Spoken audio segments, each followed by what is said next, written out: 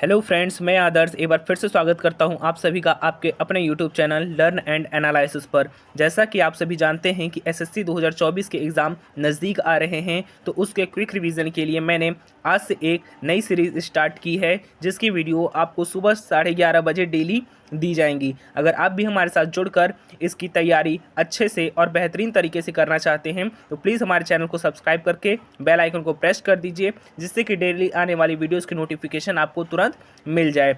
Okay, ये सारे questions आपके वन लीनियर फॉर्म में होंगे और ये सारे ही क्वेश्चंस प्रीवियस ईयर के हैं। और आज का हम लोग का जो मेन टॉपिक है वो प्रागैतिहासिक काल और हड़प्पा सभ्यता से है, यानी कि इसी से रिलेटेड आज के क्वेश्चंस आपको कराए जाएंगे। तो चलिए ज़्यादा टाइम वेस्ट नहीं करते हुए हम स्टार्ट करते हैं आज की अपनी वीडियो। ओके,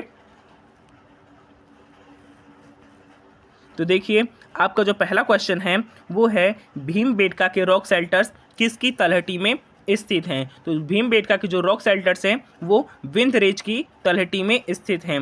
दूसरा क्वेश्चन है आपका, मध्य प्रदेश में खालिस्तान की गुफाएं पूर्व ऐतिहासिक गुफा चित्रों तथा भित्ति चित्रों का बेहतरीन उदाहरण है। तो मध्य प्रदेश में भीमबेटका की गुफाएं जो हैं वो ही पूर्व ऐतिहासिक गुफा चित्रों तथा भित्ति चित्रों का बेहतरीन उदाहरण है। आपका तीसरा क्वेश्चन है, भीमबेटका खालिस्तान के लिए प्रसिद्ध है। आपको बताना है कि भीमबेटका किसके लिए प्रसिद्ध है, तो गुफा शैल चित्रों के लिए प्रसिद्ध है। आपका चौथा क्वेश्चन है, किस हड़प्पा कालीन स्थल के भवन निर्माण के लिए कच्ची ईंटों का प्रयोग बहुतायत मात्रा में किया गया था। तो किसका किया गया था, वो कालीबंगा का किया गया था। आपका पांचवा क्वेश्चन है, पुरातात्विक अवशेष के रूप में काली चूड़िया अग्निकुंड हल से जुते खेत युगल समाधान में कौन से तत्व कालीबंगा से नहीं पाए गए हैं। ओके, तो इसका जो आपका जवाब है वो है युगल समाधान। ठीक है ना। आपका छठा क्वेश्चन है, लोथल, दैमाबाद, सुरकोटदा, धौलावीरा में से कौन सा हड़प्पाकालीन स्थल गुजरात में स्थित नहीं था। तो कौन सा नहीं था इसमें आपका, वो है दैमाबाद। दैमाबाद हड़प्पाकालीन स्थल गुजरात में स्थित नहीं था। आपका सातवां क्वेश्चन है, लंघनाज, गणेश्वर, बागौर, आदमगढ़ में से कौन सा स्थल मध्य पाषाणकालीन नहीं है। तो आपका क्या नहीं है, गणेश्वर नहीं है। आठवें प्रश्न की बात करें तो सिंधु घाटी सभ्यता का कौन सा स्थल प्राचीन शहर अपने बंदरगाह के लिए प्रसिद्ध था। तो वो कौन सा था, लोथल था। ओके, लोथल। नौवें क्वेश्चन है, लोथल नगर किस नदी के उपनदी के किनारे बसा था। तो वो साबरमती उपनदी के किनारे पर बसा था। 10वां, हड़प्पाकालीन स्थलों में से अभी तक किस धातु की प्राप्ति नहीं हुई थी। मतलब कि हड़प्पाकालीन में सभ्यता में किस धातु का प्रयोग नहीं हुआ था, तो वो लोहा का नहीं किया गया था। चलते हैं अपने 11वें क्वेश्चन पर, और आपका 11वां क्वेश्चन है, सिंधु घाटी सभ्यता का कौन सा एक स्थान रावी नदी के किनारे पर स्थित था।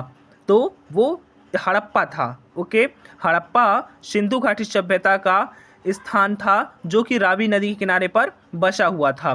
12वां क्वेश्चन है आपका, सिंधु घाटी सभ्यता की लिपि कौन सी थी। तो ये अभी तक मतलब इसकी अभी तक गणना नहीं की गई है कि सिंधु घाटी सभ्यता की कौन सी लिपि थी। तो इसमें आपको अपठित ऑप्शन में टिक करना होगा। 13वां क्वेश्चन है आपका, लघु पाषाण क्या होते हैं। तो लघु पाषाण पत्थर के औजार होते हैं। ओके दोस्तों। 14वां क्वेश्चन है आपका, हड़प्पाकालीन स्थल रोपड़ किस नदी के किनारे पर स्थित था। तो वो आपका सतलज नदी के किनारे पर स्थित था। हड़प्पाकालीन स्थल रोपड़, मतलब कि ये जो रोपड़ है आपका, रोपड़ ये सतलज नदी के किनारे पर स्थित था।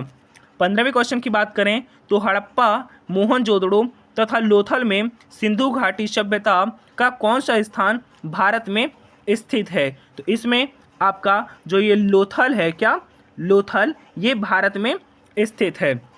16वां क्वेश्चन है, कौन सी एक विशेषता सिंधु घाटी सभ्यता के प्रमुख शहरों की सामान्य व्यवस्था नहीं थी। तो ये सिंचाई की नहरें, जो सिंचाई की नहरें होती हैं, यही विशेषता थी जो कि सिंधु घाटी सभ्यता के प्रमुख शहरों में से एक व्यवस्था नहीं थी।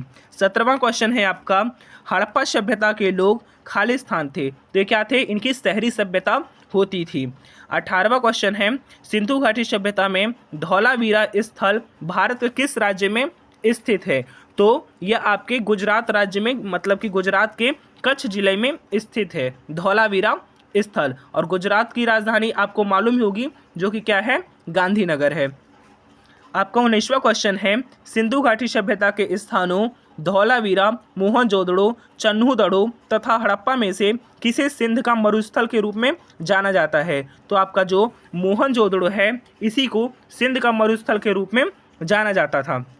आपका 20वां और आखिरी क्वेश्चन है, सिंधु घाटी सभ्यता का कौन सा एक स्थान लूनी नदी के किनारे पर स्थित था? तो लूनी नदी के किनारे पर कौन सा स्थान स्थित था?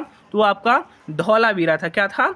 धौलावीरा था। और एक क्वेश्चन आपके होमवर्क के लिए है कि सिंधु घाटी सभ्यता का कौन सा प्राचीन शहर अपने बंदरगाह के लिए प्रसिद्ध था? तो इसका जो मतलब ऑप्शन इसके ऊपर नीचे हो गए थोड़ा सा, यह आपका होमवर्क प्रश्न है, इसका आंसर आपको कमेंट में देना है।